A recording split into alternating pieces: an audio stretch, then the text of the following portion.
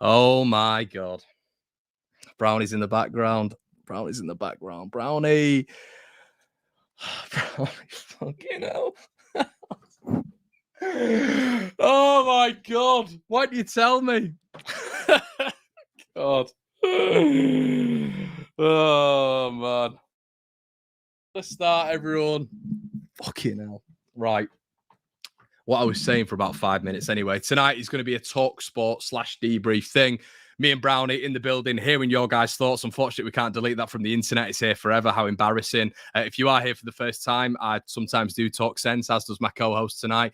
We're going to be on here for about an hour and a bit tonight. Where me and Brownie are going to be chewing the fat for about 40 minutes. That's the format of the show. For the first 20-25 minutes, we're going to be doing a bit of a talk sport thing, getting 4 or 5 of you guys in to give us your thoughts on Leeds United. I'm going to be putting the link in the description below here. And yeah, we're gonna get going here. So before we start as well, we're going to be bringing my man Dave Brown in. Right, mate. Well, that was a good start, wasn't it? There's so many puns I can throw in here. Things like, that must have been our team talk yesterday. Stop the season and start again, God, just like the show. Stop it and start again. Oh, mate, Jesus Christ. It just sums everything up. When you're streaming, everyone, this is unfortunately what it is. Brownie, we've got our first guest in the building. We've got a Patreon member. We've got someone who I respect massively on the show. It's Gabe from the States. You've seen me flag up his comments before. Believe it or not, this is Gabe's, obviously, I think, second or third appearance on the show. And we're going to get him in right now. Gabe. Hey, guys. Well, mate, I don't really know where to start, to be honest, mate. It is an absolute S show at the minute. It's just terrible, isn't it, with regards to Leeds United? We see your comments frequently on the show. What have you got to say, mate? I've been incredibly depressed since Leicester. Right. So I really want to just say something about the board and then something about Jesse. It hurts to say it about Jesse. You guys know I'm an American, right? But I'm going to say it. First thing about the board. So we finished just above the relegation zone last season, and we were lucky to do so, right? To improve results, we have to improve the squad. We improve the squad by net spend. I'm looking at this squad and what we spent in the offseason. And we're actually at a surplus in terms of the money that's gone out and the money that's come in. And on one hand, we can say that's good bookkeeping. But if we expect an improvement in the squad, we have to improve in the investment. And I'm not one of these unrealistic fans who thinks that we're going to spend, Man City money or Chelsea money or even Newcastle United money or anything like that. But when I look at our competitors, knowing the show was coming up, I just pulled up some data. Everton have spent 22 million more than we have. Bournemouth, 29 million more. Aston Villa, 30 million. Crystal Palace, 32. Fulham, 44. Brentford, 51. Southampton, 78. Wolves, 87 million quid more than we have in the transfer market over the summer. We lost 2 of our best players. Now we can say that Phillips hadn't played a lot, but we haven't replaced Rafinha. And it's not a like for like, well, it's so frustrating to me to think that we finished just above the relegation zone and we can spend, in terms of net spend, less than last season and expect an improvement. So for me, number one culpability has to go to the board. I mean, this is a board that failed Marcelo Bielsa for failing to strengthen the squad. I don't think anybody, stateside or abroad, is going to say that Jesse Marsch is a better manager than Marcelo Bielsa, right? So there's that. I think we failed the players because we're rolling out these same tired old players that are championship caliber guys and expecting them to be more than they are. And they're just not. They're not going to be. So it's almost useless to blame the players. The last thing I want to say is about Jesse Marsch. So it hurts me to say this, because you can't expect to say to Jesse, all right, you're going to be able to implement the system. We believe in the system, and then not give him the money or bring him in players at the number 9 position, at the left back position, center half. Connor, when I was on the show last time, what did we talk about? The center halves making one mistake per match. That's like a major blunder. I think we talked about it in August or something like that. So that being said, this is the band he's got. And I think that Marsch has failed to get a good tune out of them. I don't think it's going to be pretty. I don't think it's going to be nice. It's going to be horrific football, but you can't be a system ideologue. And system ideologues, the whole system is predicated on the ability of the players to execute what you want, top to bottom. With a system like Jesse's, where everybody has to be dialed in, you can't have a couple players who can't do it or aren't dialed in. So I think that he's failed in that sense, that he's not being pragmatic enough. I think his in-game management has been poor.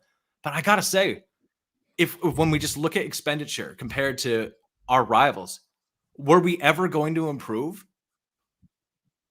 It's hard to say that we could have been optimistic about finishing higher on the table when we in fact spent less money and two of our biggest player assets have gone out the door. I'm beside myself, because who are we going to bring in that's going to, we're going to have to spend in January, and the teams that spend a lot in January do so because they messed up in the summer, right? So is there any hope for us to be talked off this cliff here? Help me out.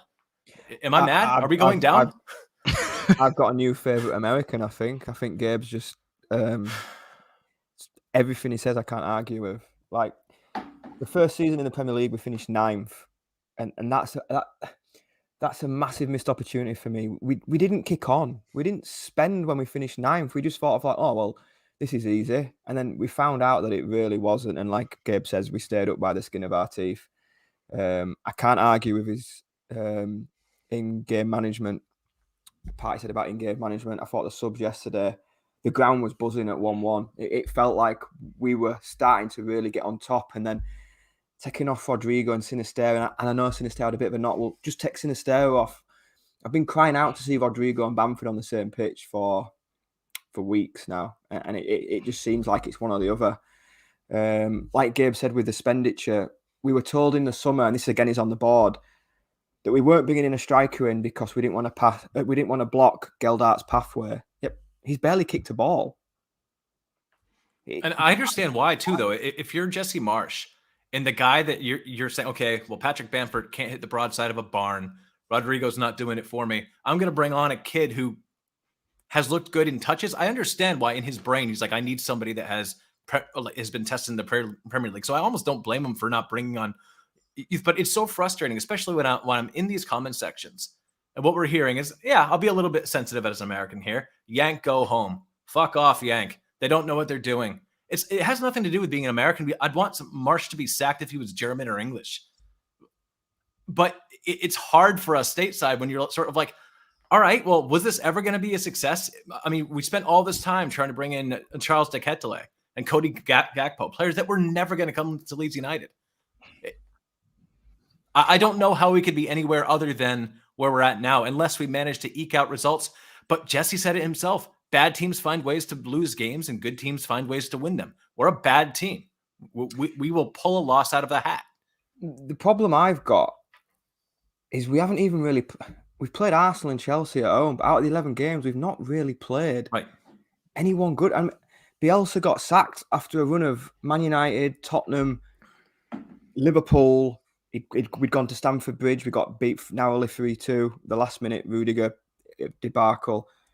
We've still got to go to Anfield. We've still got to go to the Etihad. We've still got to go to Old Trafford. Why even keep Marsh now? If you like, oh, you're going to save your job by what? Going to Anfield and win? If he's not the right guy, then sack him.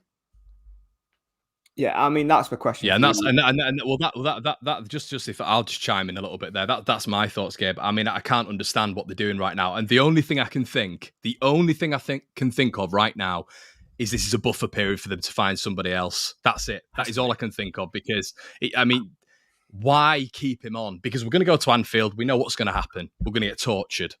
So I don't understand this delay. It had to happen after the game yesterday. It hasn't. We've not been reactive. Sometimes you call for Leeds to be proactive, but almost they work simultaneously yesterday, been proactive and reactive. But I really don't know where we go from here. I think it's a really, really tough predicament the club are in.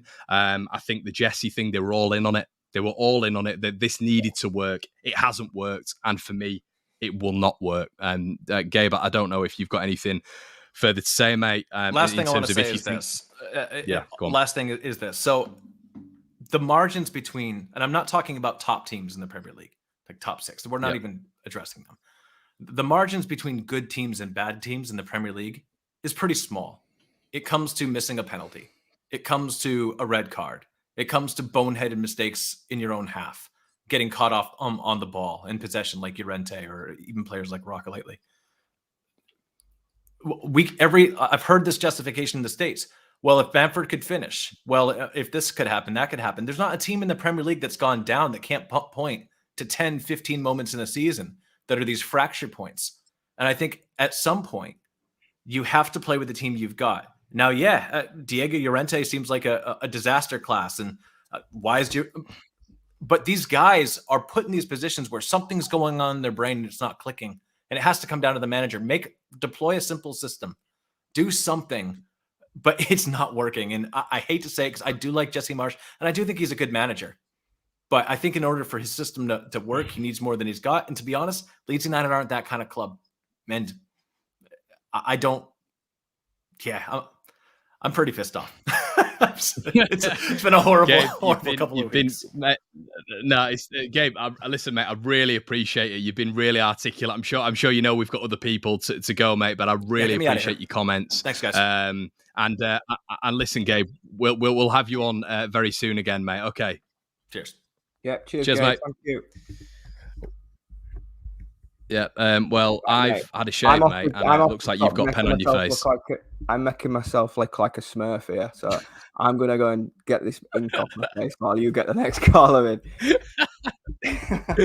All right, mate. Yeah. You go get that ink off your face, and really shout out to Gabe there. I thought it was absolutely fantastic, really articulate, and that's I think he was spot on. And listen, there's a lot of people in the chat who don't like Americans for whatever reason.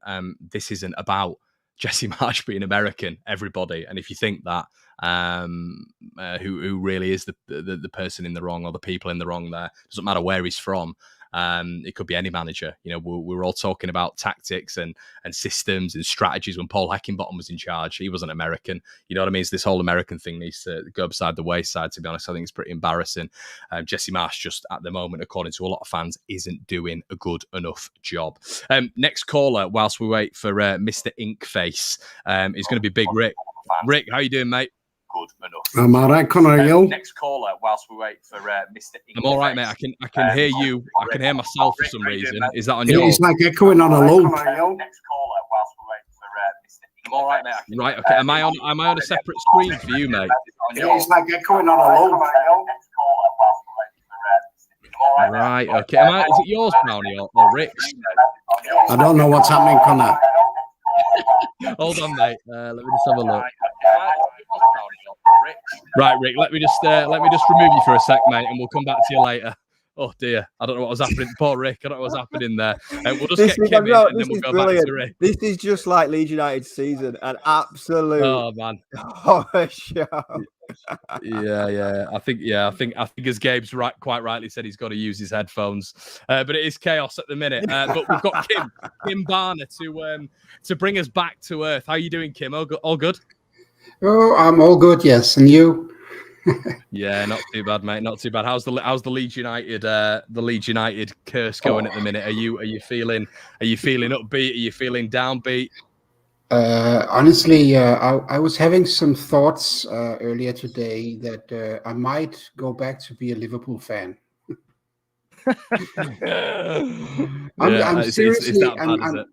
I'm seriously depressed about the state of affairs. I saw your rant yesterday, 59 minutes and 23 seconds. You said in the beginning that you didn't have anything to say, but, well, plenty came out. That's me. And I must be honest, everything you said, I agree with. It seems weird. The way there's no 11 regulars. And the thing that Rasmus Christensen was not selected, it baffles me. There's another thing I want to say that no one seems to have recognized. Rasmus Christensen can actually play left back, left defender. Why? Okay. Why haven't anyone spotted that? I mean, in his early days, when he was playing in the Super League in Denmark, he actually played left. So why don't we use him on the left side and then maybe, I don't know, Ayling? He's good going forward. And the thing is also about Rasmus is that when we were playing France, he took out Mbappé. Mbappé was almost not present in that game when Denmark beat France. I mean, that should count for something. Also, when we were playing Crystal Palace, he also took out Zaha, right? Yeah, What do well, you think? it's an interesting one, the Christiansen thing, because obviously the 6 changes, everybody saw the team sheet and was like, wow, 6, that's ballsy. The Christiansen one was a big one for me because Rasmus was one of Jesse Marsh's signings, and we're not even in November, and he's already putting Ayling ahead of him. That was one of the big changes that really made me think, does Jesse Marsh know his best team? Is he just throwing players on the pitch and hoping for the best? It was the Ayling Christiansen one that really got me thinking that, because like I said, Christiansen was his signing, and he's already must have question marks over him to drop him for Luke Ayling, who rightly you say is very good going forward, but we've seen last season skeptical going the other way. I thought it was really poor management to drop Christensen, to be honest. Yeah. It Also, just screamed, I'm not sure who I'm going to play, so I'm just going to throw some more players on the pitch and hope for the best. That's what that team selection. I mean, when it comes to Ayling, I like him going forward, as I said, but how about players like Drame? What happened to one of our young players that was sent on? What's his name? The midfielder who was also usually playing as a right back last season. Shackleton. Yeah, he's gone out on loan. I think Why the young did we players send him out? Yeah, I think the young players. We had this debate last year about Lewis Bates should play, and he's now at Oxford.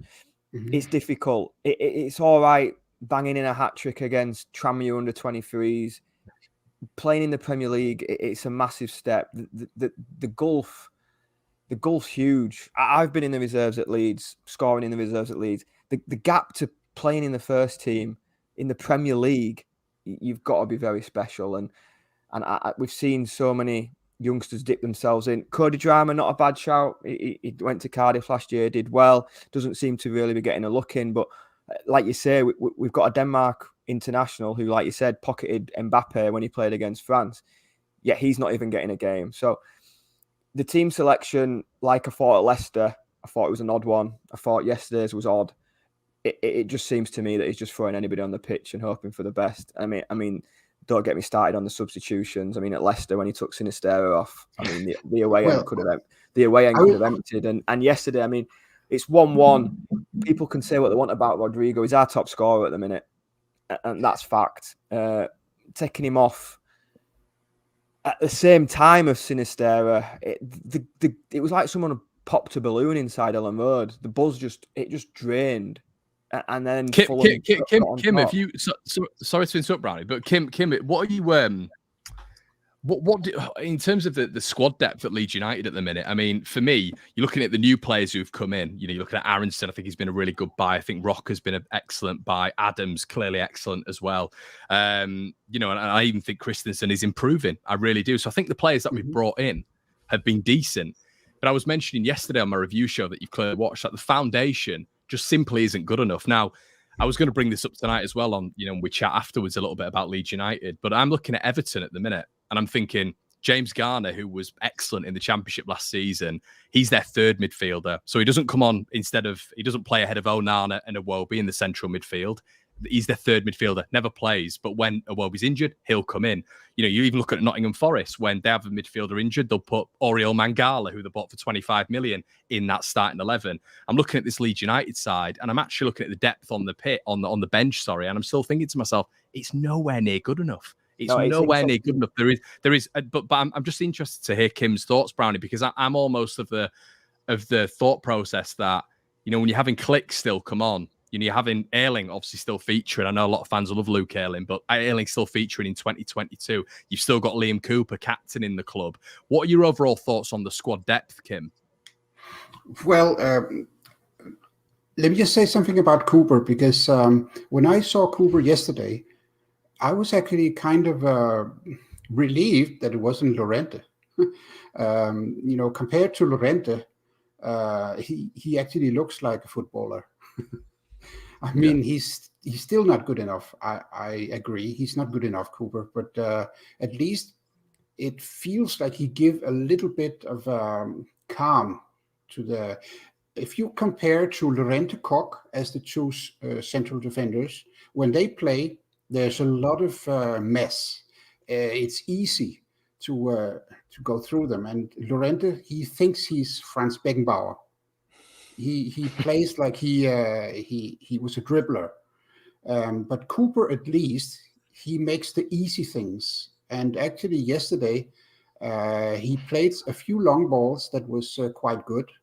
So I'd rather have him. But about the depth, we don't have depth when it comes to the two defensive midfielders. We only have Adams and Roca. There is no other to replace them. We saw it yesterday, choosing Greenwood. Are you kidding me? Seriously, that's a crime. That just echoes the depth. As soon as Adams or as soon as Roca's out of that team, I mean, did he not watch the Barnsley game in the League Cup where Greenwood played in that position? Because Barnsley were breaking through us at will in the League Cup in August, and that was when Greenwood was in that position. Yet he's then starting him in. I don't want to say must win, but it felt like a must win game. He's starting him in the centre midfield. I mean, if you click, what you're thinking. The team selection for me. How am I in the Premier League? Come on, mate. I mean, he's ahead of Sam Greenwood. You know, I would rather take someone like Struijk away from the left defender role and put him in the defensive midfielder role, because he can play that. And I think he can play that way better than Greenwood. Then we have the problem at the left, but that we could use Christensen for that. Koch plays the centre defensive midfield. Yes, agree. Why didn't he put in there and then just put Llorente in? There were so many things he could have done. One of the comments was saying, Giabe, he's been lifting it up. He's meant to be a good player. Mm-hmm. It just felt like there was so many different. I'm not putting Sam Greenwood out. That's not his position. If you ask Sam Greenwood, if you had him on here tonight and went, Sam Greenwood, where do you want to play? He would not say defensive midfield. Yeah. And why is Greenwood ahead of Gelhardt? I mean, they're both attackers. Gelhardt should be in first choice when it comes to those two. And where was Nonto? I mean, Nonto is the an incredible one, really. I mean, it's just for me, it's just Dan James goes out on the last day, and the board just really need to do something on a PR standpoint, so they bring someone in who did Jesse Marsh really even want him. That's the question. But Kim, we're gonna have to move on, mate. We'll leave it there, but I really appreciate you coming in, and hopefully we'll see you next week, buddy. Yeah, thank you. See you later, Kim. Right, thanks. Well, there we go. We had Kim there. Sorry about that. I didn't know if some connection issues are going on. I mean, mate, there's 1,000 people in the building now, so it is. We've got it rolling now. I think we've got it going. Yeah, we're going now. Yeah, I think on the comment sections, the only thing is with the comment sections is it absolutely chugs up every laptop. So yeah, there we go. So yeah, thank you for joining, guys. There is 1,000 of you in the building. 700 likes would be amazing. Just means that it shows up on the algorithm a little bit more. Me and Brownie will be doing an extended debrief chat, the debrief extra, which will be on the Patreon account. Links in the description below for that one. But without any further ado, Snoop Hoggy White, the first time I've spoken to you live, mate. I need to get your name first. Sorry, hello, mate. It's Rob. Rob, we've got Rob in the building. I've just got Snoop Hoggy White, so there we go. We've got Rob. How you doing, Rob? All right? Yeah, not bad, mate. I'll apologise for the Midlands accent now, so I'll try and keep it as possible as I can. I've got about 90% of my family who are Midlands based, all in Lichfield, so they're kind of Leeds Villa. So I understand that. I've got a quick question for you, Rob. Would you have sacked him last night? 100%, mate. I said from the start, you can tell he's just a motivational speaker, mate. He's got no clue with tactics. That was evident after probably 6 of the pro games, if you exclude the pre-season. You can just see it from there. He's out his depth. And I would have got rid of him last night, because as I've posted a couple on some forums earlier, why we give managers 4-year deals in this industry is financial suicide, because he's obviously tied in now. to us. And like you said, the World Cup's coming up, so we know we're going to give him till then. And in that time, we've got Liverpool, we've got the Tottenhams coming up, Man City eventually. We're in trouble, man. I think he's backed us into a little bit of a corner, because by the time we can get rid of him, I think we're going to be really, really far adrift from safety. It's already. I mean, West Ham play Bournemouth tonight, and West Ham win. They're the only team above the relegation, and the gap already, without even getting into November, there's a gap. There is a gap to the bottom. Brownie, Rob's spot on, because if they delay, then they delay to the World Cup. It doesn't matter what happens. It doesn't matter, because Leeds we've got Spurs, we've got Newcastle, or after in and amongst after the World Cup as well, just before and after the World Cup as well. You got West Ham coming up. The fixtures that Leeds have got in the next 5, next 6 are tough. So, I don't see where our next win. I mean, Bournemouth at home, you'd think that should be a win, but we thought that about Fulham. I don't know where our next win's coming from. And look, they sacked Bielsa in February. They backed him in a transfer window. Well, I say backed him. They kept him during a transfer window. They didn't back him because we didn't sign anyone. They didn't back him. And then we sacked him in February. So you can tell where this is going. We'll have Jesse through January. We'll see a transfer window off, and then we'll get rid. It's just like Gabe said at the first caller. The board have got to take so much of this. It's unbelievable. But as for Marsh, I saw today that he's got the worst win percentage in the club's history. I mean, that speaks for itself, doesn't it?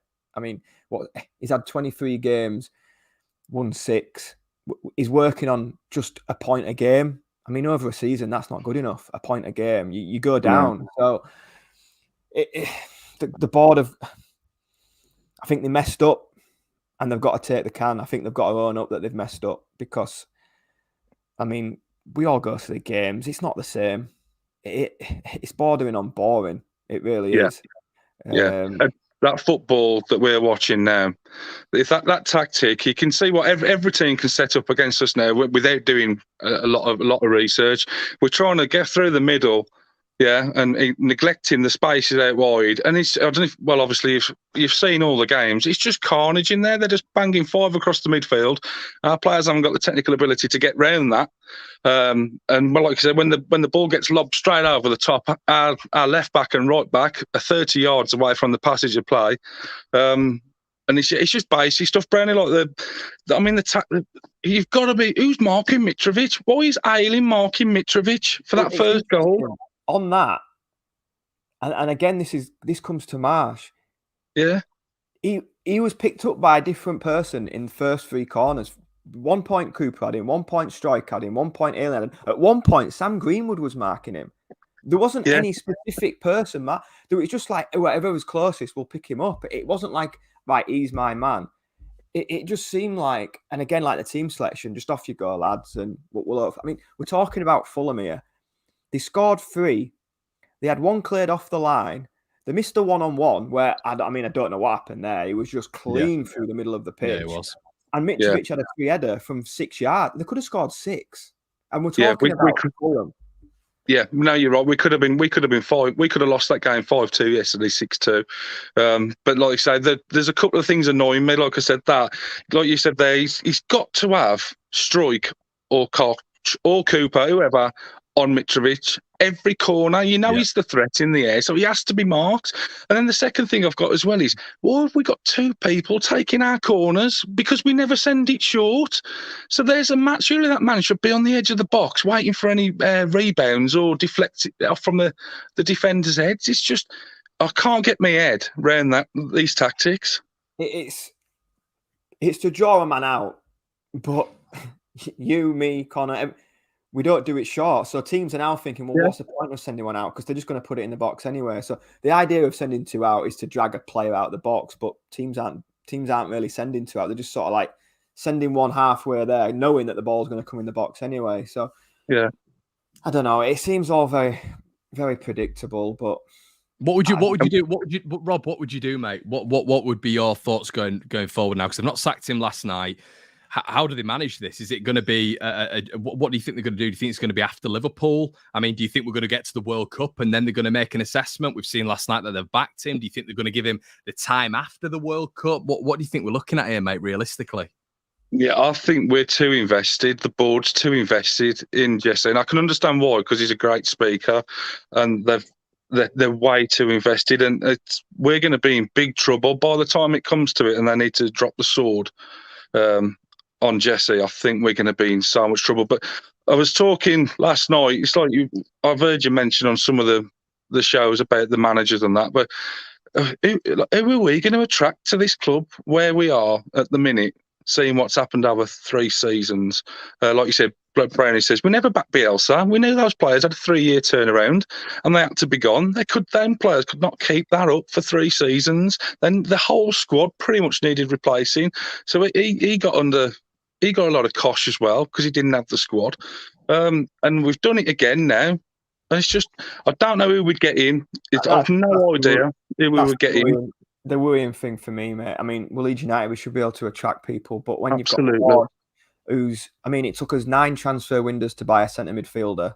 We had the last transfer window we got was Adam Forshaw in 2018 until this one. We've been screaming for a number 9. That hasn't come. Bielsa got hung out to dry with that. Marsh has been hung out to dry with no striker. The both of them have been hung out to dry with having no striker. The pathway was blocked for Geldart, but he doesn't play. Willie Nonto can't ever make a squad. Is there an argument though with Marsh, Rob, that with the players that we have right now, there's been, with the impact that Rafinha had on this side, the overall improvement, I guess, in a sense, has been there. You know, we fixed certain elements of the squad. At least, like Brownie said, we actually bloody brought in a central midfielder. Is there an argument? I mean, I don't think the depth's there at all. I still think we've got a very weak squad, and that's why at the start I said we're not going to finish anywhere above 15th, even when people are flying. Is there an argument that another manager gets much more out of this squad? Yeah, 100%. That squad we've got now is definitely. I think it's a fraction stronger than last year. If you exclude Calvin and Rafinha, because don't forget what Calvin's done this year, we would have had this year if he'd have stayed with us. He's always in. He's getting to that point. So we'd have been without Phillips anyway. So I think the squad is stronger, but it's not where it should be. But I know, look, if you look at Eddie Howe, I know they've had a bit of money since the Saudis took over, but they haven't bought absolute monumental names. They've bought, Chris Wood, they sort of relegated Burnley doing that. I saw the tactics there. But the players they've bought, and he's turned Joel Linton into he's been one of their best players for... And Rob Almiron. Almiron. Almiron's on fire. So you can, with a decent manager, you can get these. That squad we've got now, we should not be 18th. We should be in that top, in that 14th. I don't know, 12 to 15th position. That's where that squad should be. And a better manager will get that out of that team. That we can't carry on with Jesse Marsh. He's just, it's going back to what Brownie says quickly, because I know you've got other callers waiting, Connor. Our boards genuinely believe we have invested in a striker, and they think it's Rodrigo. And they genuinely think we've invested in a left back, and they're right, we have. Unfortunately, either of them are any good. Rodrigo, he had one of his better games on Sunday, and he got hooked for it. But yeah, as far as they're concerned, you heard the statement. They think we've got 2 international number 9s. Rodrigo doesn't play for Spain anymore, and Bamford had 1 cameo appearance for 35 minutes. That is not an international number 9. So it's just I do agree. I completely agree, mate. We shouldn't be joint bottom. Absolutely not. Let's not beat around the bush. We're joint bottom. There's no team in the Premier League with any lower points than us. We're joint bottom, and there's no way we should be. Well, we're sinking, aren't we? With the games we've played, that's what's bugging me. If we'd have played Liverpool, Man City, Tottenham, I'd be giving Marsh a lot more leeway, because I'd be thinking, do you know what? Are we expecting to beat them? We haven't. We've played Chelsea and Arsenal at home, and that is it. Yeah. The run has been horrendous that we've had.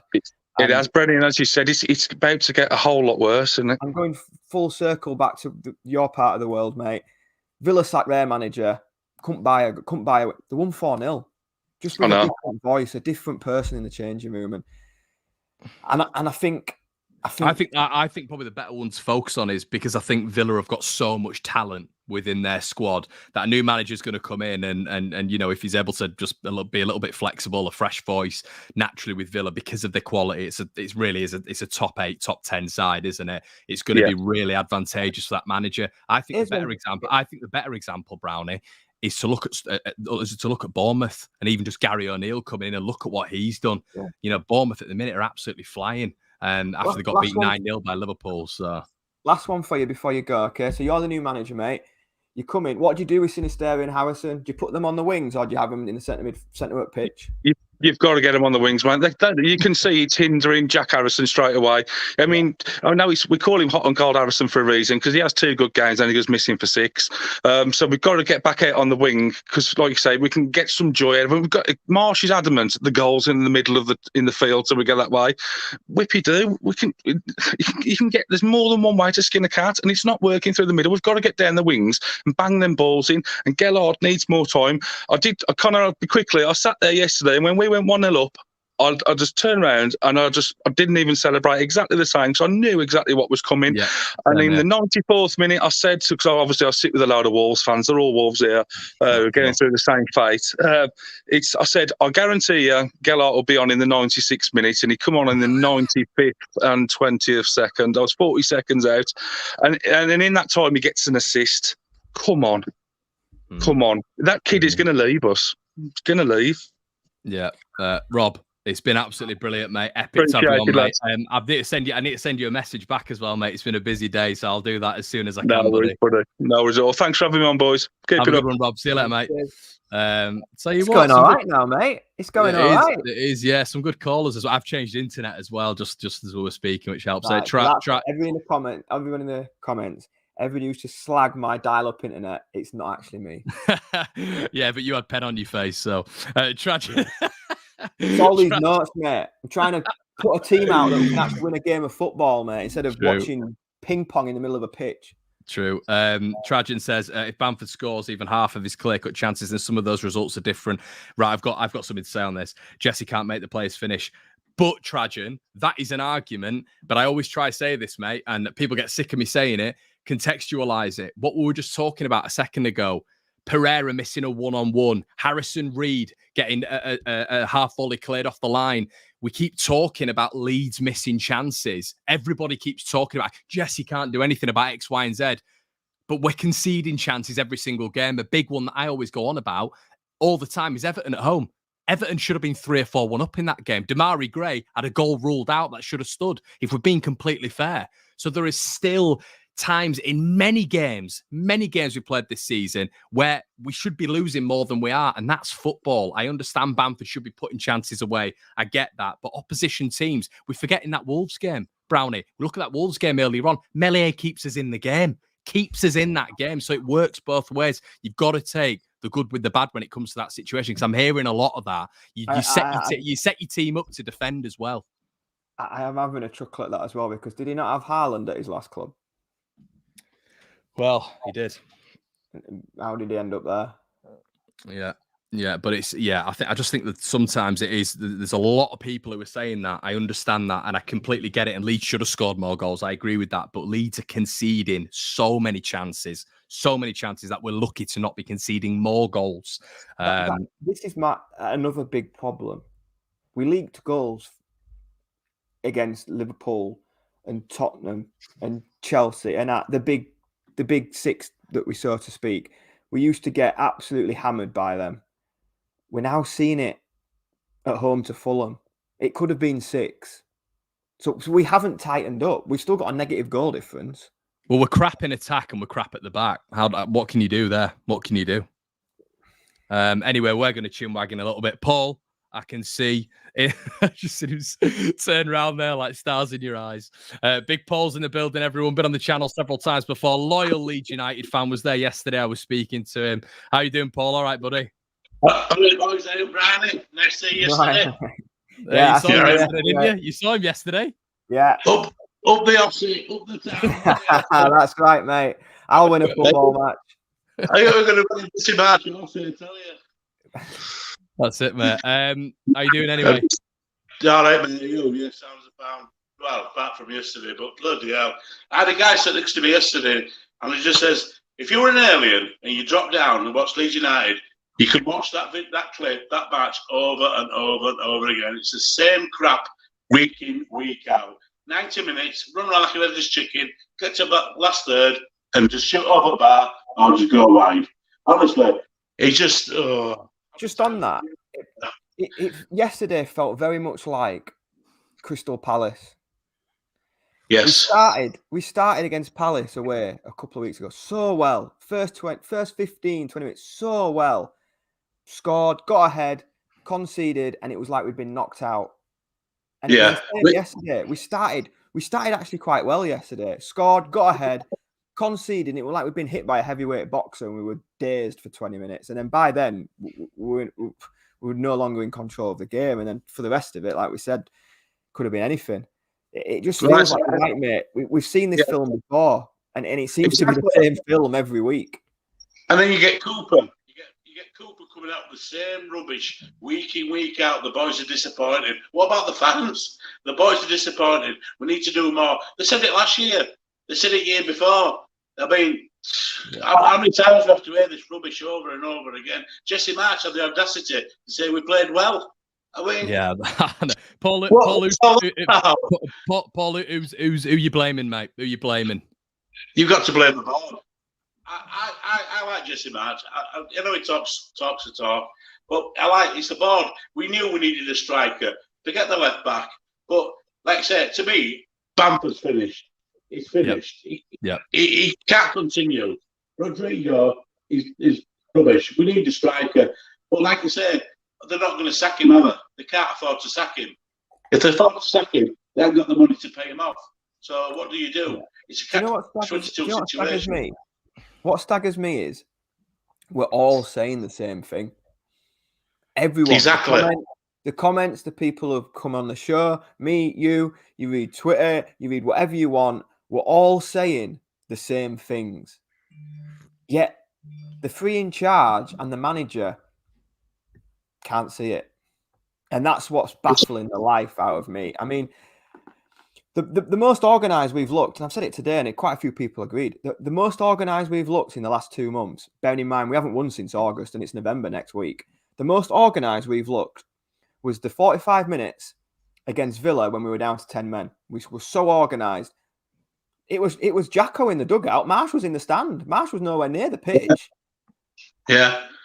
I mean, we are playing quite well, but it's just the finishing. The moment yesterday were quite well. Sinisterra played well. Ailing were bombing down the wing, but it's just the finish, the final third.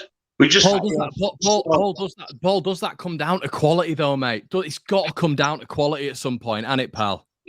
Of course it has. We didn't invest. I call him the Italian Del Boy because he's selling watches on Peckham Market down in Milan. You know what I mean? He's just smoke and mirrors with the guy. The guy's at smoke and mirrors. Look what we've got. I'll tell you what. I said to you guys, will Jesse March see October out? And I don't think he will. But who can you bring in? Who's going to...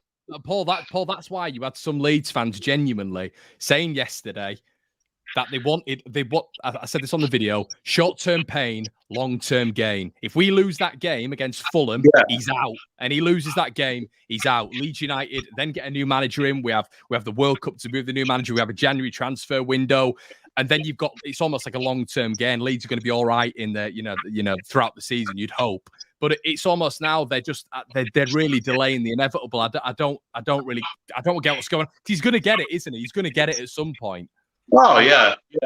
He's a dead man. He's a dead man walking, and I think he knows it.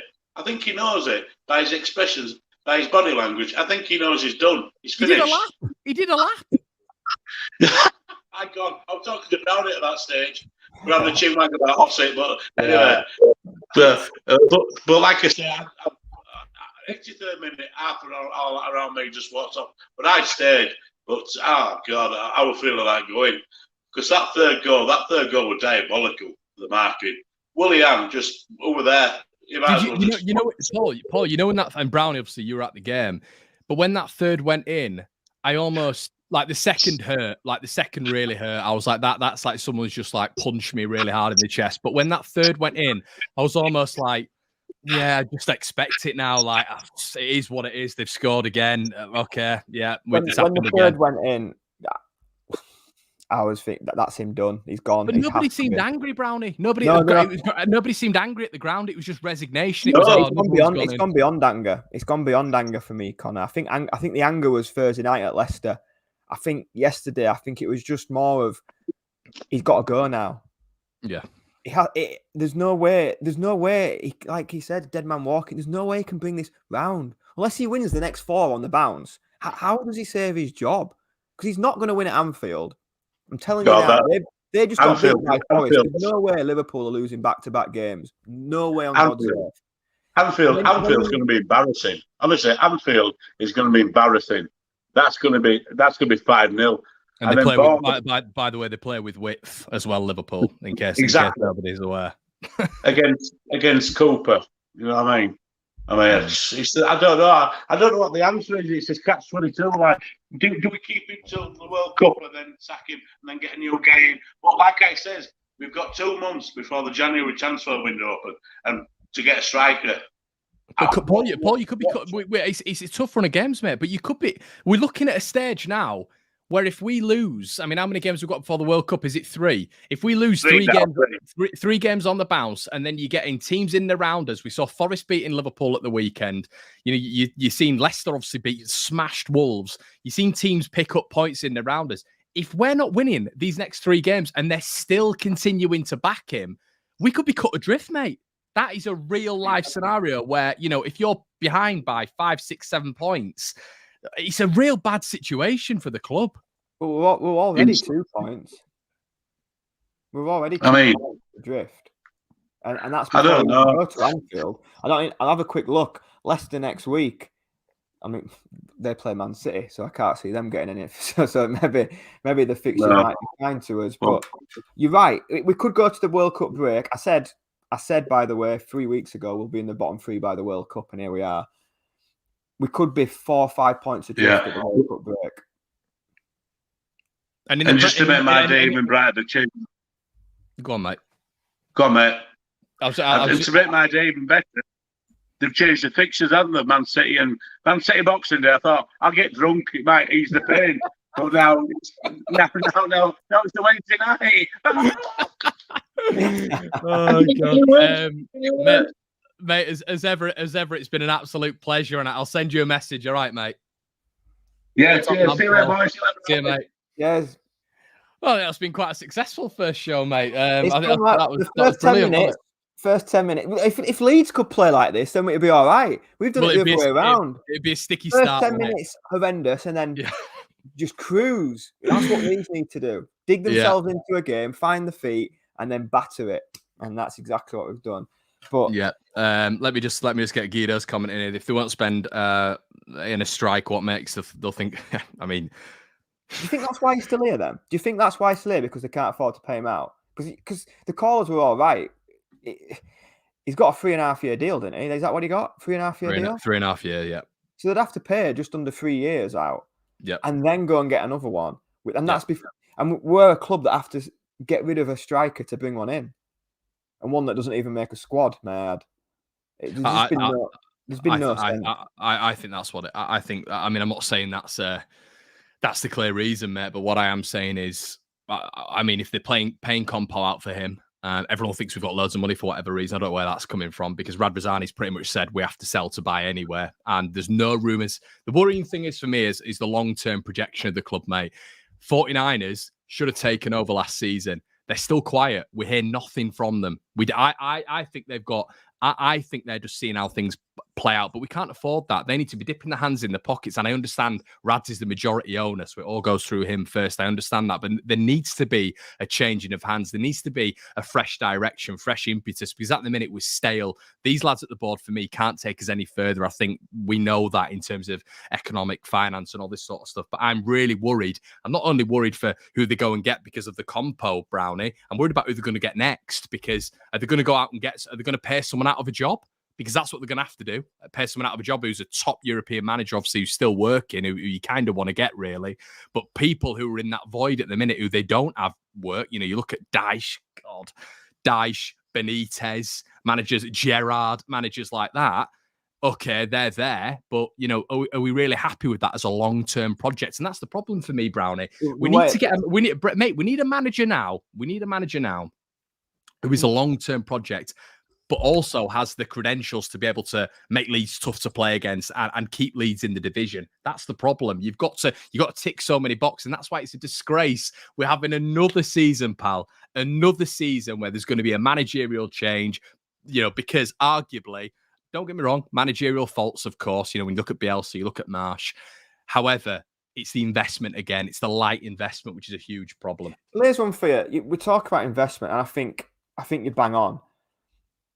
If we'd have invested last year when we finished 9th, if we'd have invested properly, there's no way Bielsa ends up getting sacked, because we're not in that position, because we're not having to play teenagers. So it again goes back to the board, just like Marsh. This season, it's going to the board. We stayed up by the skin of our teeth. We've not having a centre forward all season, and we're going into another season without a centre forward because Bamford's been injured already this season. But my question is, where's the money going? We sell out every week. We're meant to be getting record shirt sales with Adidas 3 years on the trot. Sixth in the division, by the way, in terms of sales. We're on TV literally every week, by the way. It seems every week we have a game on Sky or BT or Amazon. Where's the money going? Because we spent 93 million but sold 101. So like Gabe said right at the start of the fans show, we're in a net spend. So where is the money going? And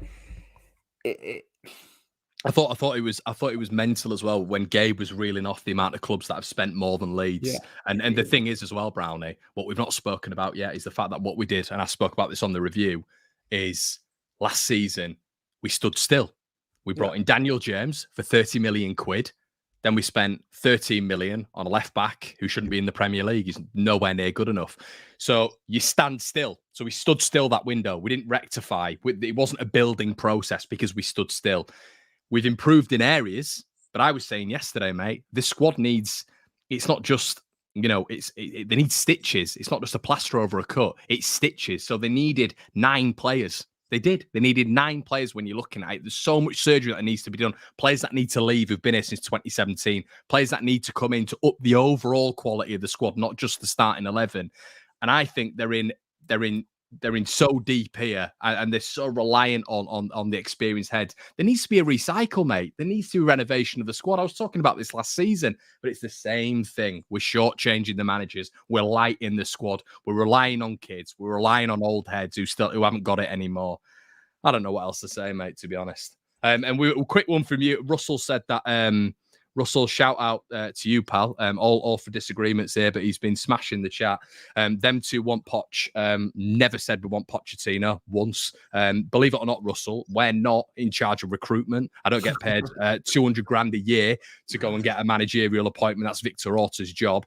You've also just said Sean Dyche is a class manager. If he was a class manager, he'd still have a job. Simple. Anyway, Brownie, what were you saying? I mean, you hear Tuchel, Poch.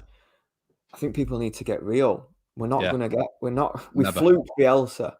Before Bielsa, we had Heckingbottom.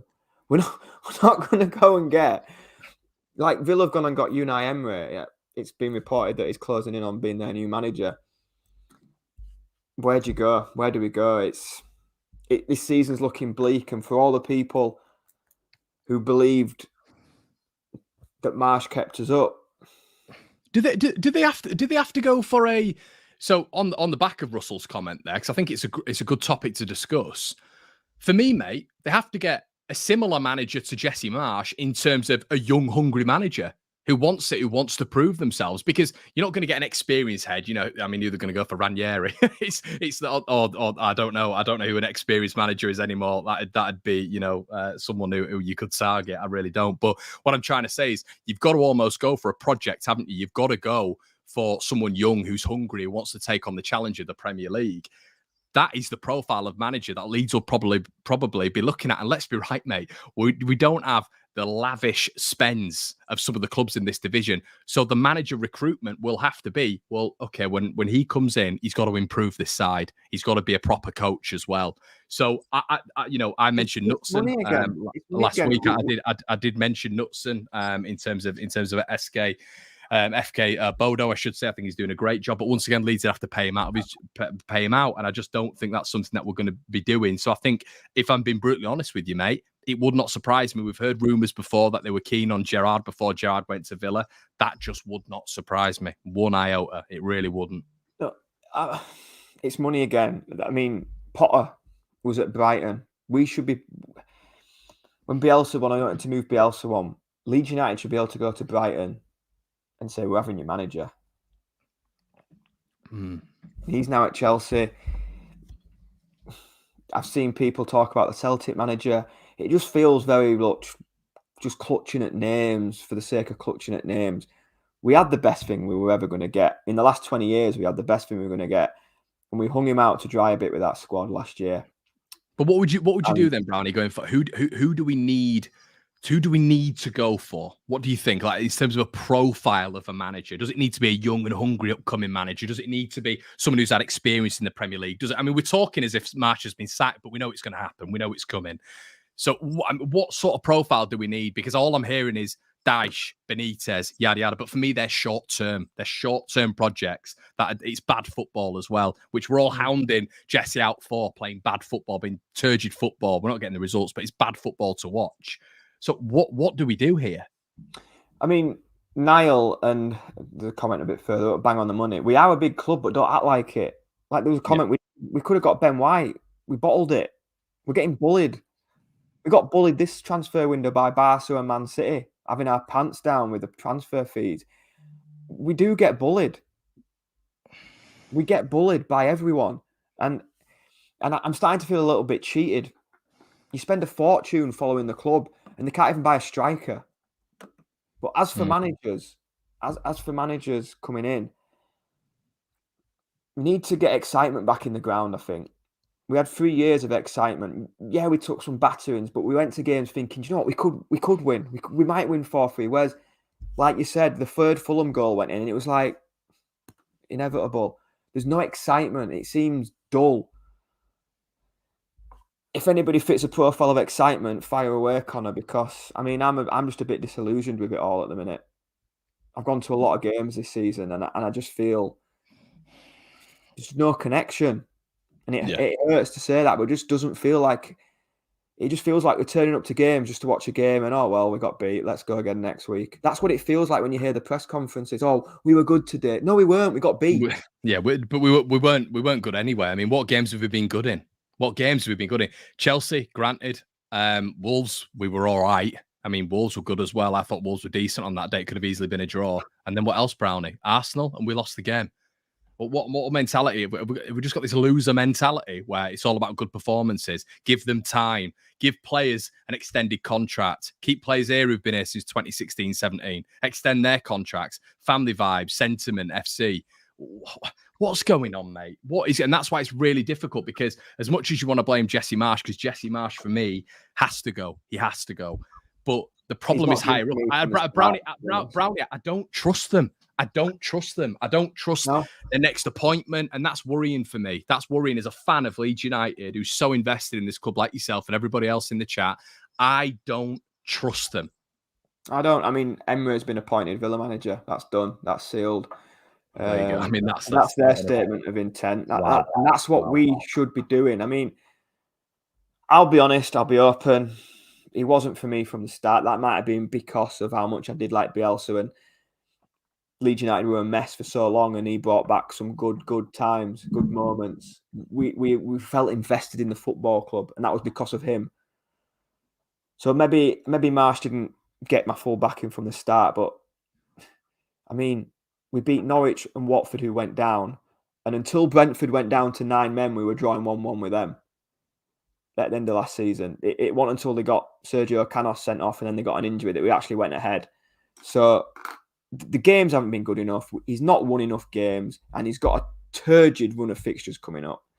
absolutely torrid. I mean, you got Man City, Newcastle, Liverpool, Spurs to come in the league. I mean, dearie me, when your job's on the brink and you see that fixture list coming up, fair play for him for carrying on. But as for managers,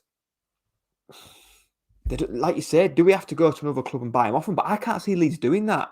I can't. I really can't. No. Like we couldn't. Like the comment said, we can't even get Ben White out of Brighton. But it's even recently, Brownie. It's recently.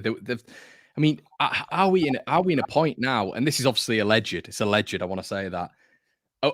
Are we actually at a point now where we're even believing they went in for Cody Gakpo? Because that was on the rumour mill that they put 43 quid into PSV's laps for him, and he probably was 43 quid. 43 probably quid. Was 43 quid. That's what I mean, though. Yeah, that is what I mean.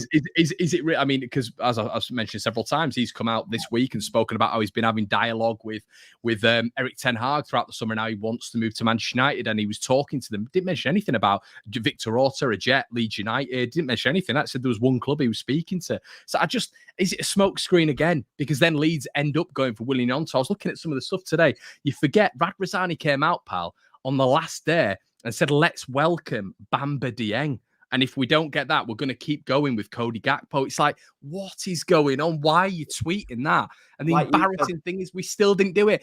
Obviously, we've spoken about the international number 9s, the fact that it's impossible to be in a relegation battle. It's just what is going on? Because the PR of the club at the minute as well is just a joke. There's a comment there about stop disrespecting Brighton. You could put someone at the other side of the world and there'd be a Leeds fan there. We are a big club and don't act like it.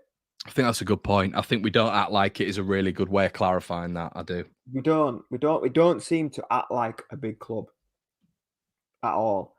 And with what we have in terms of a fan base, in terms of a global reach, in terms of shirt sales for one. The Adidas shirt sales. The Adidas shirt sales. It's worldwide. It's global, and I don't know. I really don't know. It just feels like one step forward, two back. And you say about the Cody Gakpo, the smoke and mirrors, it feels like that with a lot of things. The boy that went to Milan, I'm not even going to try and pronounce his name because you know what my pronunciations are like him. And then the ground redevelopment. I've heard that for the last 2 years. Yeah. When's that starting? Like, we keep hearing these things that don't ever seem to materialize. The 49ers. The 49ers is the classic example, mate. What's going on with them? There's been no clarification. There's been no dialogue. We know Parag Marathe was at a San Francisco 49. I think they had a bit of a convention there. And they were there talking about Leeds United, but he didn't give anything away. It was very much like, with our task for Leeds United is to look at the next game coming up, but there was nothing given away. There was no answers from that. This club is in it feels unstable at the minute, mate. It feels unstable, and I don't know what's going on. I felt the loss to Fulham yesterday was going to be a negative but a positive, bittersweet. We've lost the game, but there's a huge potential we won't go down. We still have a lot of games left. New manager, fresh ideas, January window, the whole World Cup period, and they still might sack him. But I almost feel a bit annoyed at the fact that if they are planning on getting rid of him after Liverpool, it's like, well, what's that about? Or is it just a buffer period for them to find another manager and instate him? I hope it's that. I hope that's a positive way of looking at it. They're waiting a week and then they're going and getting someone's lined up. But once again, it comes back to trust, mate. Do you trust them to do that? I don't. I think they're genuinely that invested with Jesse Marsch at the minute because they've put all their eggs in one basket. I think that this has to work for them. It has to work. I mean, you're right. It could be that they want to bring a new manager in for the Bournemouth home game, which, I mean, if we lose that, I mean, you may as well get planning trips to Preston and Bristol, because if we can't beat Bournemouth at home and Fulham at home, when you've got Man City, Liverpool, Tottenham around it, we're sat on 9 points and we're nearly at the World Cup break. 9 points. I know, mate. I know. Did you manage to see the Kinnear video? This is what I mean. The connection to the club. I'm just not listening to anything. No, I'm not. I've stopped even listening to Marsch's post-match interviews because it just seems to be the same. it doesn't mean Paul said anything. it, didn't he? Paul said it. It's just the same thing. He says from Cooper. Here's it from. It's the same thing every single week. We see the same performance and the same thing most weeks. The connection towards I mean, I'll go to all the games, but it just doesn't seem the same vibe around the ground. The atmosphere is not there. There's just something missing, and obviously results mean everything in football. But when you sat joint bottom on 9 points after 11 games, and we're saying about beating Bournemouth, sorry, they're doing well. Why should we automatically beat Bournemouth? Do you know what I mean? And yeah, it's not a bad shout, the QPR manager. I mean, yeah, Beale, he's doing really well at the minute as well. Ever since he left Gerrard seems to be stumbling, doesn't he? He was with him at Rangers. So sometimes your assistant manager is actually the one who puts the glue together to make it work. QPR doing well. Yep. Turned down Wolves, who were in a similar predicament to us. So it's just a big sigh, isn't it? It's just a big sigh. We don't like doing these. We want to come on and we want to speak about Leeds United winning. We want to talk about how we're firing up the table, how Jesse has got his ways and we're moving on up. And we were doing that at the start of the season, but it is just, I mean, I'm so not disillusioned, because that almost means I'm not taking an interest, but I'm so sick of it, Brownie. I'm tired of, I mean, we've had 18 months of it's been 18 months. It's been stressful. It's been painful to watch. You know, we had obviously had the period with Bielsa where it was going wrong, and then Marsh's coming. It was horrible at the start. Three wins out of 12, and it's not been, aside from those first 3 games this season, it's been poor ever since. We just need something to turn, don't we? Because it's not the fans deserve more, man. The fans deserve more than this. Of course, mate, and it's that, and it's them. It's the opposite. It's the manner of the opposition that we've been getting beat by. You can kind of accept it, like in that Bielsa run where it's 6 at Anfield and 7 at the Etihad, 5 at Old Trafford, but it's happening now to the likes of Fulham. And we're in a worse position when arguably we had a tougher start to the league last season after 12 games. 5 at Brentford. I mean, we've gone from getting Tonkins from Liverpool and Man City to Tonkins from Brentford and Fulham. That's the reality. Yeah. Hindsight's a massive thing, of course, but Russell's back in the building. Says Leeds board made a huge mistake appointing Marsh. When I watched him at Leipzig, they played so open and attacking, the defence was left exposed, had their worst results. I think the thing is, Brownie, I think it was we don't want to keep talking about Bielsa, but the succession plan to Bielsa, it had to work. It had to work. And it doesn't mean that we're going to be reaching the top 8 and top 10, but you had to see improvement. And I think we're all just so sick of it at the minute because there's not improvement. And it seems like the squad has got mad. Well, it has got better. I still think there should have been mass improvement, but it's got better. And Leeds have regressed. We've regressed. And it's just so frustrating because we shouldn't, Brownie. Last season should have been a warning sign. The alarm bells should have been ringing on the last day when everybody was going down to London. Everyone was going down to the Brentford City Stadium, the Brentford, whatever stadium it is. And, Legoland, yeah. They should have been going down there and thinking, right, we're done here. They did an incredible escape. But you actually get out of that and the board are still neglecting positions. I don't know, cat with 9 lives. I don't know what they're thinking, but the Premier League, as we know, mate, is unforgiving. It is unforgiving. So it's very, very difficult to properly analyse it. Criminal. To go into the Premier League this year with Bamford as our main number 9 was criminal. There's an argument he's not even good enough, mate. There's an argument he's nowhere near good enough either. The 14 months out, is he ever going to get to that level again? Probably not. It's very unlikely. I know it's not for the want of trying either. You can see how much it means to him. I'm never going to knock him for that. But no. I meant more of the fact that we had him for 5 games last year, and it nearly cost us. It was the last day, and that again, we only stayed up because Newcastle beat Burnley. I mean, if it's the other way around, we're done for. So everything went our way that day. And we said at the start of the season in the predictor for the preview for the season, we have to bring a number 9 in. Had to. Arguably 2. I was talking at 2 at the start, mate. 2. But That's what I was. I will say again, I'm not sure where all the money's going because it isn't. It is. I can't see it on the team. Like we say, we've got a net spend. I'm not seeing it around the ground. Shirt sales are flying with Adidas. I don't know. It just doesn't add up. No.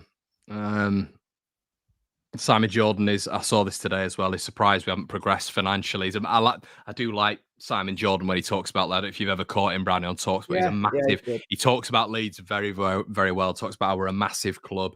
Says that pretty much what we've said, as in we're punching below our weight. We should be back financially by the size of the club, like an Aston Villa. And I understand that's to do with your owners, but you at least make movements. You at least try attract other owners to the club if the San Francisco 49ers don't want to invest in Leeds. I'm just so dumbfounded by what is going on at the minute from ownership level. And I think Simon Jordan nailed it. He just said Jesse Marsch will be sacked. Obviously, that's what he said. He said it is going to happen. He's going to be sacked in the near future.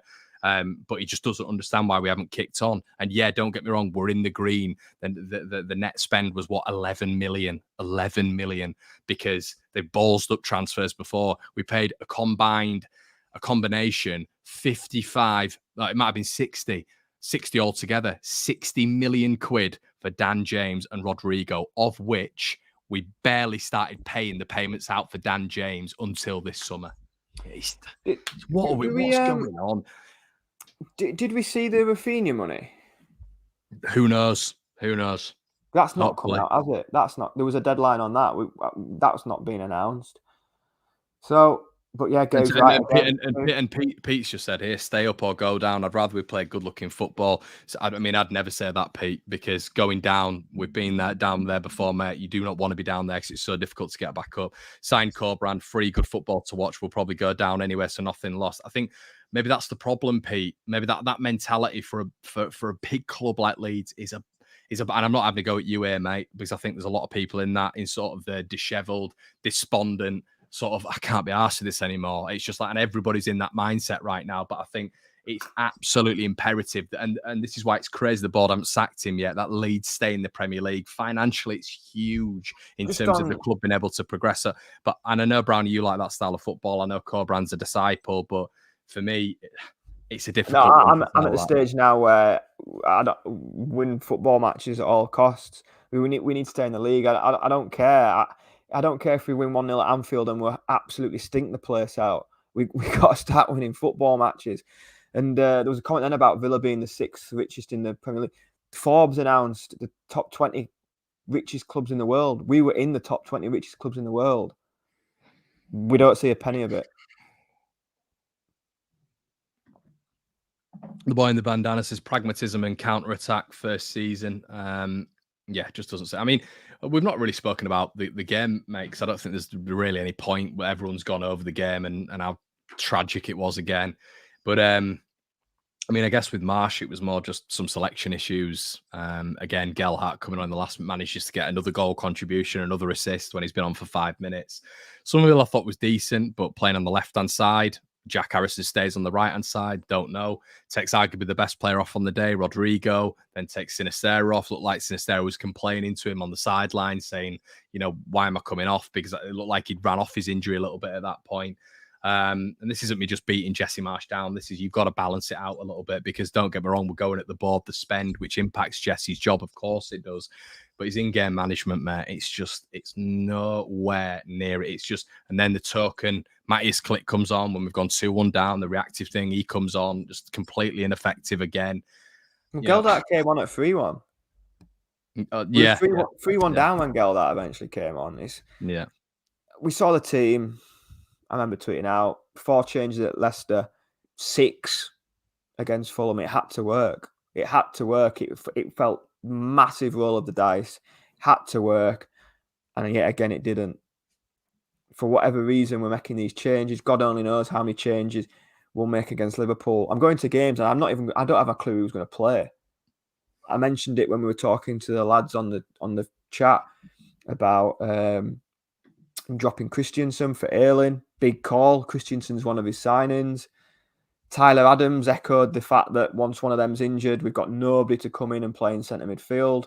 We've said that a million times. What happens when one of these guys get injured? Well, we've seen it's going to be Sam Greenwood, who's not even a midfield. He's not a defensive midfielder, but he's going to have to slot in there. I don't think he's good enough, Matt. I don't think he's good enough. Not good enough. Centre half pairing, it seems to be a different pairing each week.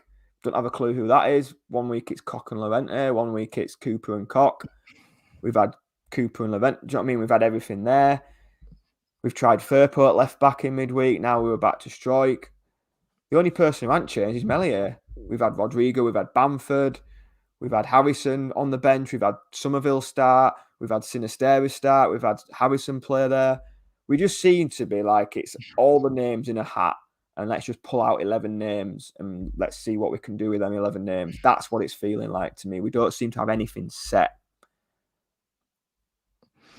3 Against 4 says, as soon as I heard Rad say it was impossible to be in a relegation fight, I was extremely worried. Shows incredible naivety at the top. I think at that point as well, mate, we'd maybe signed 5 players, and it looked like, you know, Phil was turning around and saying that we might get one more and that's it. And as soon as I heard that, because I was certain the squad needed more surgery, and because we're behind the transfer window, you forget. Brownie quite rightly says, it took 9 transfer windows to get a central midfielder. We're behind in transfer windows. We're behind in what we should have done. We're behind in that building process. So if you're behind, you need to make up for it by bringing in 9, 10 signings in one window, because you've neglected it for what, 6, 7? Well, just on that about neglect and everything, I saw somewhere where it was Melier's 100th game for Leeds United. 100. He's only 22. That's another neglect. We didn't really go out, and it was just Melier just sort of like took that shirt and nobody's really ever challenged him for it. It's just, we talk about these strikers missing chances. I was a striker. You want to run a games. You need to find your form. 1 week Bamford's in, the next week he's out. 1 week Rodrigo's in, the next week he's out. Harrison's in 1 week, then he's out. Sinisteri plays 2 or 3, then he's out.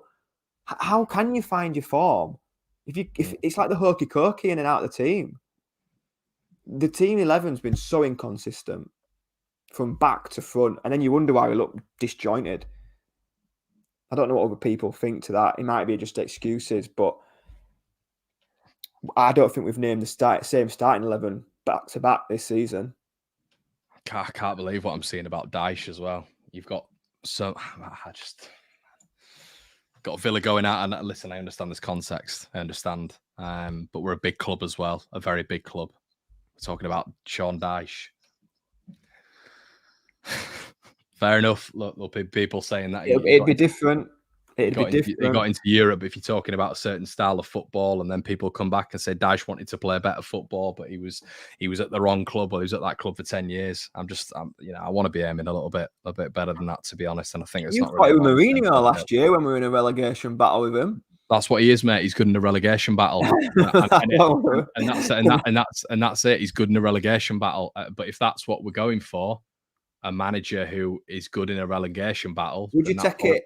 That's all Leeds will be in, mate. But Brownie, that's all Leeds will be in. If it was a 6-month contract, if it was 6 months, would you take him? But what's that? What? I'm just saying, would you take him if it was 6 months? But we're not evolving then, Brownie, are we? No, but we're standing still again. Say that again. But it means we stay up. And this is what I mean. I guess if that's what the club are doing, yeah, I guess. If it's us staying up again, then maybe staying up again the next year, no progression, and then yeah, I guess. And this is what I meant last week when I got a few pelters. We're 3 years into the Premier League. 3 years. We're not just come up. We didn't just come up last year. We're 3 years into the Premier League, and we're messing about with selling our best players and not even then spending that money. Yeah, stand up, say, Connie say it's imperative we stay in the league, then say Dyche doesn't play good enough football. Yeah, they're two separate things. That there's no guarantee Dyche keeps us up either, by the way. Just because he did it at Burnley, it's an entirely different scenario at Burnley. Entirely different. So yeah, I mean, I'd like to play football. I'd like to play possession-based football. I'd like to play attractive, expansive football and stay up. How about that? How about that, Brownie? That'd be nice, wouldn't it? Yeah, well, we had one of them. Oh dear. On 3, may I add. We're in it now. I'll tell you what, he's going to ask for some money as well, I think. Daesh. I think he's going to ask for some money. You know, if you're getting, Wolves coming after him and all this sort of other stuff, he's going to have a few bargaining chips. Not Martinez. Yeah. Once again, doesn't play amazing football, but I guess he's got more of an attractive CV than Daesh. But to be honest, mate, I'll be honest with you. My head's not in that space yet. Because no, I'm not. I've not been thinking of I'm being contradictory because I've been talking all this. You know, I've been talking about Knutson at FK Bodo, and I've been speaking about other managers as well. We've been speaking about Michael Beale, who I really, really like. But overall, the guy's still in the job. He might still be in the job by January. We've just no idea. So it's almost. I'm just reacting to chats. Really, it's pointless as talking about the next man. Yeah, I mean, nobody will have probably seen Jesse Marsh come in until the rumours circulated like a few days before. So he's still in a job. I'm amazed he's still in a job, but he's still in a job. So we've got to go to Anfield next, Connor. Score prediction. Oh yeah, we'll do that. We'll end on that. And guys, if you want to see an extension of me and Brownie talking, we are going to be on the Patreon account after this. We're going to have a couple of selected topics that we're going to discuss that I've got written down. So if you want to check that, hit the link in the description below. But I don't know what we went for actually. I think the Fulham game, I haven't got it written down, but I think we actually both went for a win, if memory serves me correctly. Someone's put 50-0. Oh, Jesus. Oh, God. 3-0. Yeah, we both went for home wins because I genuinely didn't think that we were that bad that we were going to get beat at home to Fulham. I can't remember ever getting beat at home to Fulham. Ever. No, I can't. I've always got a good record against Fulham. Right, so this is at Anfield. Leeds probably still going to be with Jesse Marsh. And then, was there any selection issues? It looked like Bamford was hobbling a bit at the end, but I guess that doesn't even really matter, does it? But yeah, I don't know. Well, I'm sure we're going to hear from the press conference and figure that one out. Phillips just put £2 in there. Appreciate that, mate. Liverpool Leeds, Matt. Scores. God. I mean, them getting beaten in that last game wasn't ideal, was it? I think Liverpool's record when they've been beaten is just angry. That's how I'd describe it. They're just pissed off when they lose. It was just meaning Forest got 3 points and then they were playing us next at Anfield on a Saturday night under the lights. Oh, dear me. It could get messy. No, we didn't ask the fan, did we? We didn't ask the fan. Gabe, if you're still in the comments, mate, put your comment in the section below what you think, mate, in terms of a score prediction. Because every week when we do these, the fan interaction on the debrief, we're going to get the fans' score as well. And we're going to start it from this week. We're going to start from this week. Always be the first caller. Yeah. So if still listening, get it in. Gabe, if you're here. Yeah, Gabe's gone 3-1 Liverpool. So the fan selection is 3-1 Liverpool. You can't go the same. No, I'm not. I'm going to go 4-0. To Leeds. Rodrigo 2, Harrison 2. You actually go 4-0 Leeds? There's more chance of Yari Lindemann scoring for Liverpool than scoring for What a shout. Okay, right. So what are you actually going for? You go 4-0 Liverpool? Yeah. I mean, this is the sign of the times, though, isn't it? Because usually everybody's like, "Oh no, we'll get some. We'll get some." I can see it. There's normally a few comments going, "Oh no, we'll scrape some." All I'm seeing is 3-0, 4-0, 6-0, 50-0, 10-0, 9-0. There's no positivity from anybody. Oh, there's 1-0 Leeds from David, who clearly half cut. David's just hearing what you were saying. Imagine a clean sheet. Jesus. David's having a great night.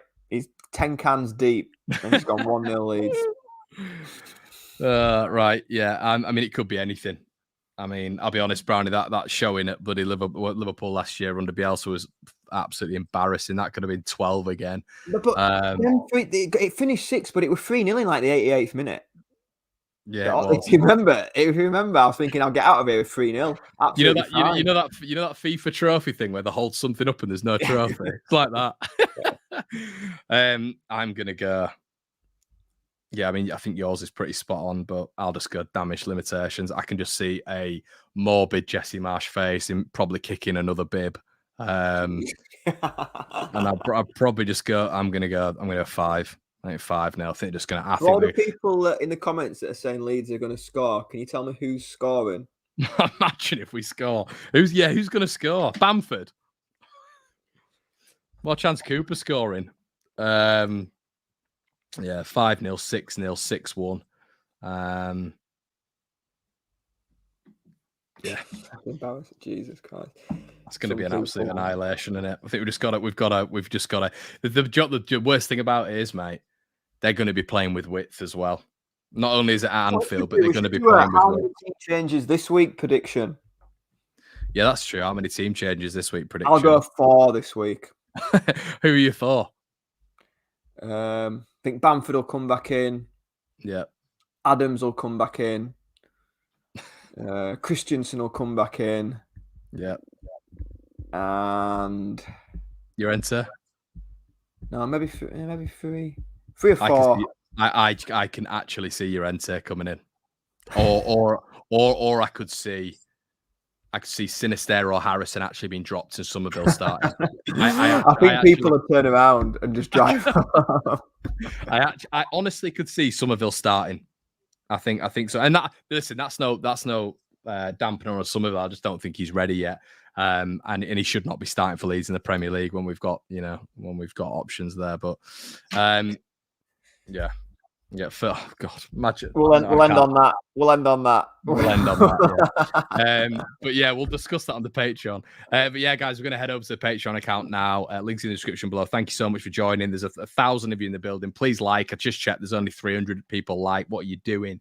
Make sure you do so. Brownie, thanks for joining me, pal. No, I've enjoyed all the people who came on the show, not every single one of the comments. We really appreciate all the comments because it helps, it gives us stuff to talk about, and it gets you all involved, which I think is good. It gives everybody a chance to speak. And I apologise for the horrific start. Just like if people are watching this again, just miss 10 minutes out, and then you'll see pen on Brownie's face. So there we go. But yeah, thank you for everyone who's joined in. Really appreciate it, guys. And we will see you in a bit. Cheers.